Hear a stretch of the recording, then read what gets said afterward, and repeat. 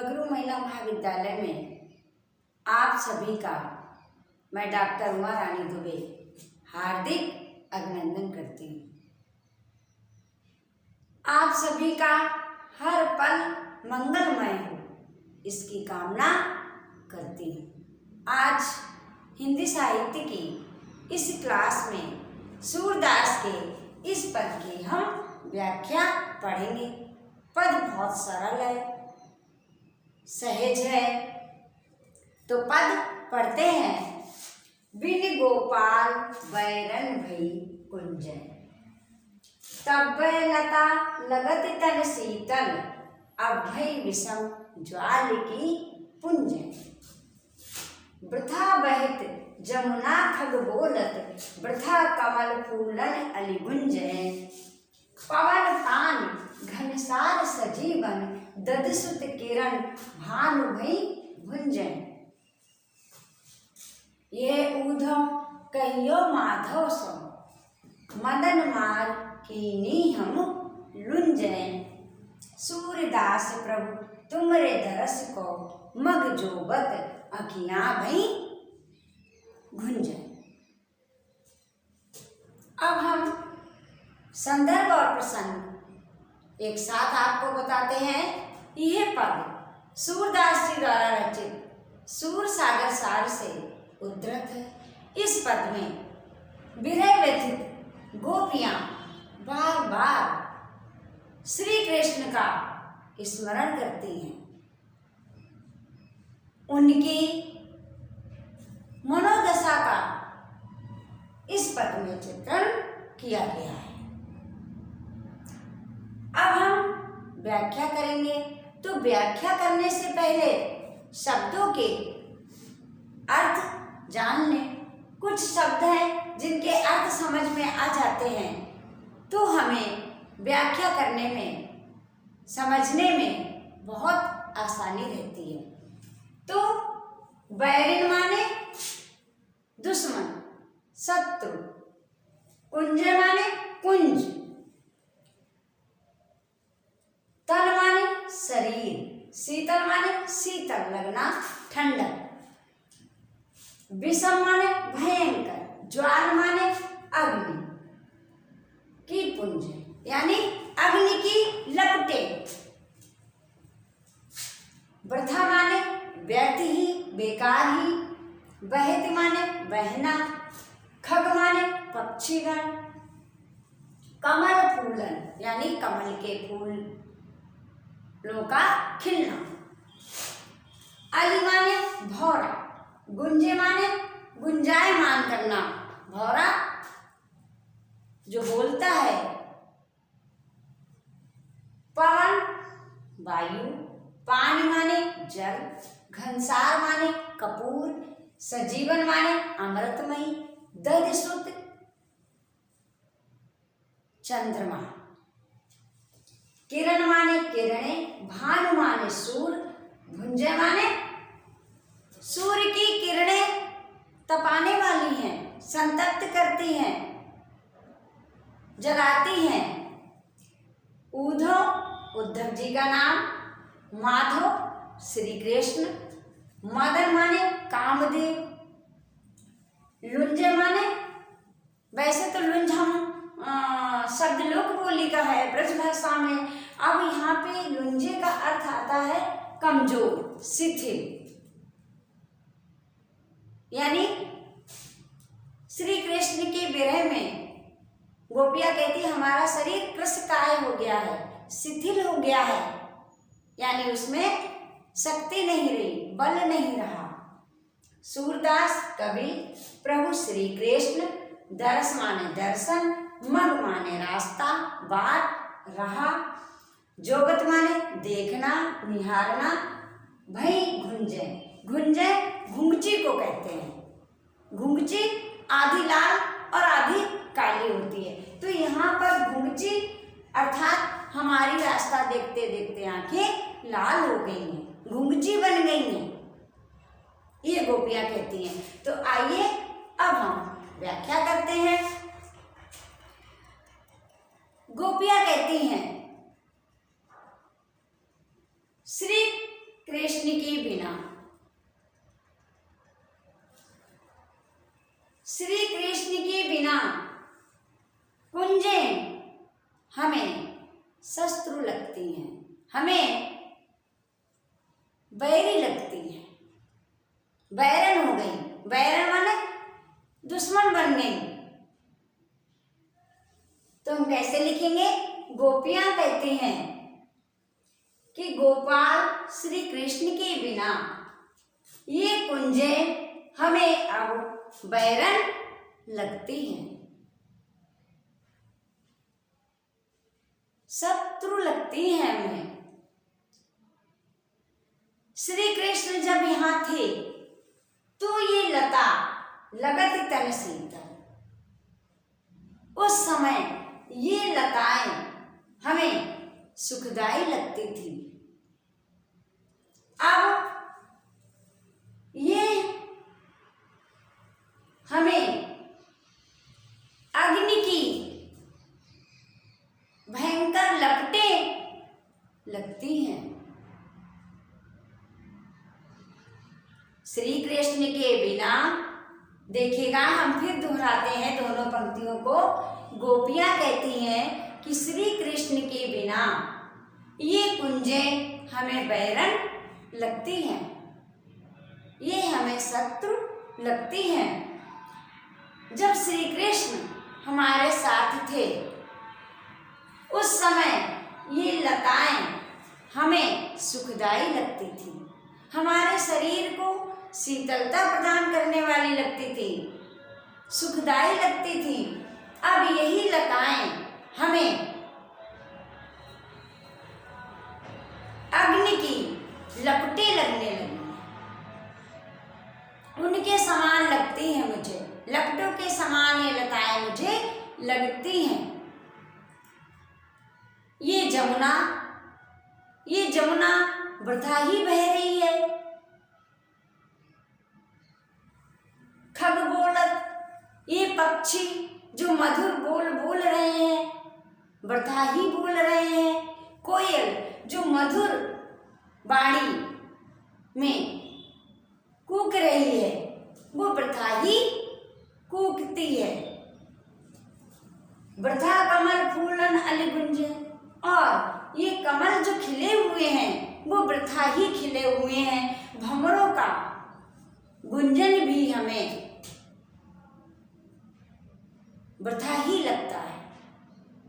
श्री कृष्ण के बिना ये यमुना का बहना, पक्षियों का मधुर बोलना, कोयल का मधुर वाणी में कूकना, कमलों का खिलना और भंवरों का गुंजन हमें सब व्यर्थ लगता है।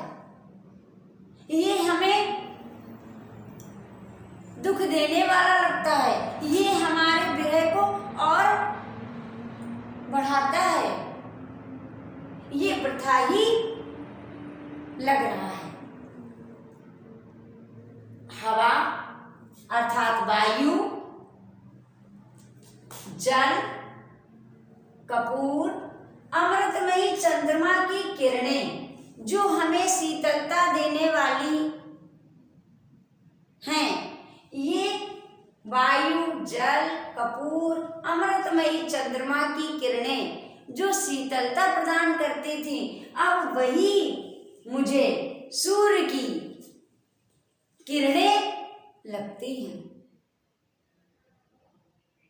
सूर्य की संतप्त करने वाली, सूर्य की जो किरणें हैं वो मुझे संतप्त करने वाली लगती हैं, मुझे जलाती हैं।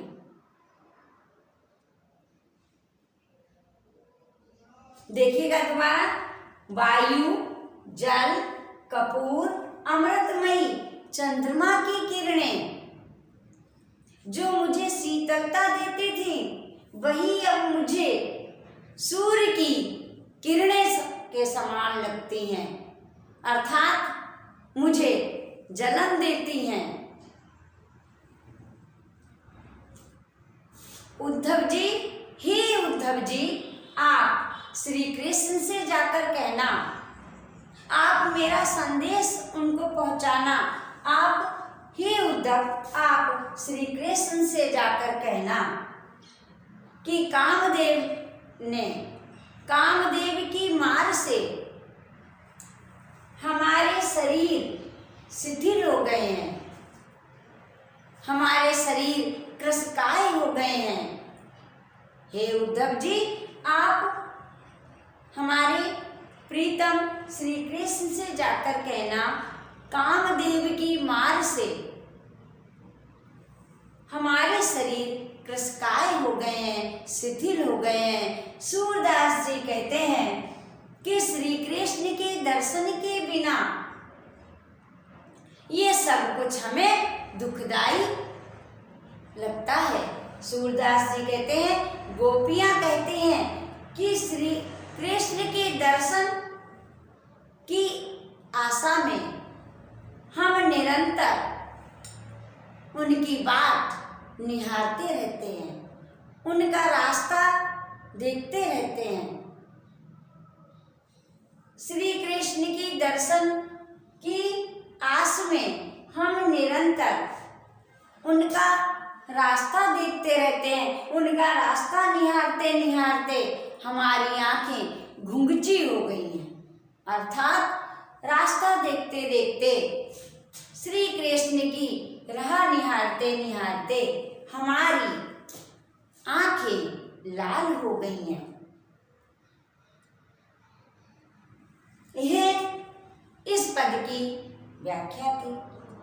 हमें विश्वास है कि व्याख्या आपको समझ में आ गई होगी। साधारण सा अर्थ है, फिर हम एक बार सार रूप में दोहरा देते हैं। गोपियां कहती हैं कि श्री कृष्ण के बिना ये कुंजें हमें बैरल लगती हैं, श्री कृष्ण के बिना हमें ये लताएं सूर्य की वो अग्नि की लपटें लगती हैं।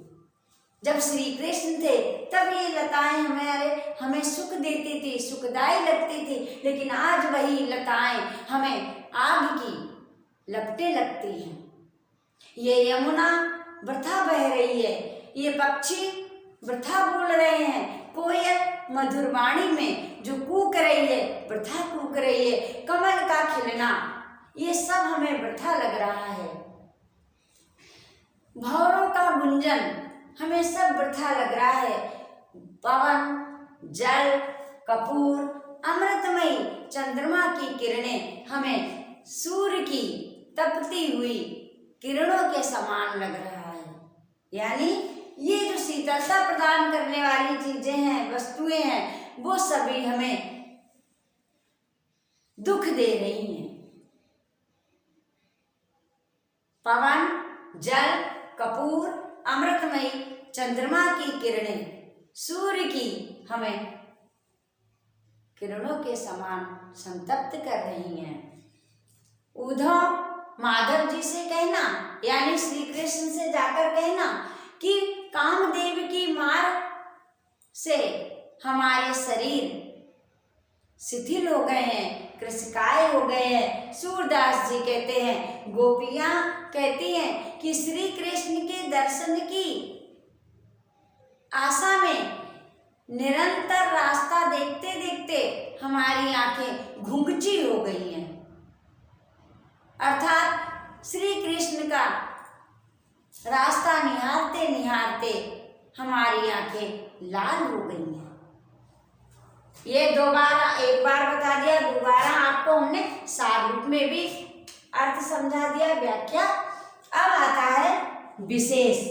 व्याख्या के बाद हम क्या लिखते हैं? विशेष। तो विशेष में नंबर 1 पर हम क्या लिखेंगे? गोपियां विरह से व्यथित है, व्याकुल है, तो हम लिखेंगे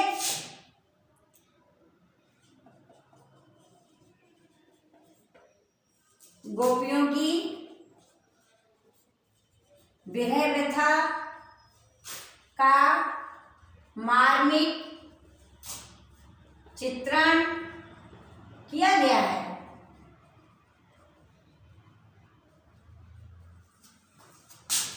नंबर 2 क्या कहती है? ये सब कुछ हमें वृथा लग रहा है, क्योंकि जब श्री कृष्ण थे तब ये चीजें हमें सुखदायी लगती थी। तो हम कैसे लिखेंगे? संयोग काल में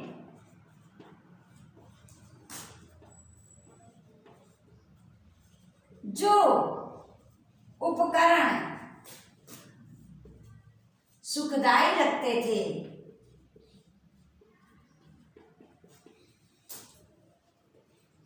वही वियोग काल में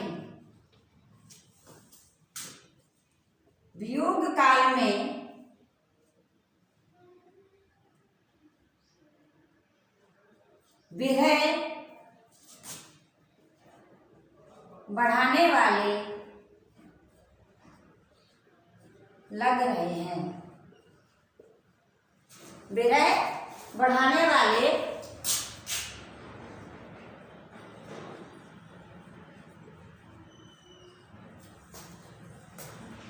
अब नंबर 3 हम क्या लिखेंगे? अन्य कवियों ने भी ऐसा ही वर्णन किया है कि जो वस्तुएं हमें सुखदायी लगती थी वही अब वियोग काल में हमें दुखदायी लगती हैं। तो अब तीसरे बिंदु में हम क्या लिखेंगे? अलंकार। तो पहला अलंकार है अनुप्रास अलंकार। अनुप्रास अलंकार। बिनु बैरन, देखिएगा कई जगह आए हैं, एक शब्द की कई बार आवृत्ति होती है, एक वर्ण की कई बार आवृत्ति होती है, वहां पर अनुप्रास अलंकार होता है। अब दूसरा उपमा अलंकार। उपमा अलंकार, तो उपमा अलंकार कहाँ है कि ये कैसे लग रही है? किरण भानु भई भुंजे, यानी विषम ज्वाल की पुंजे।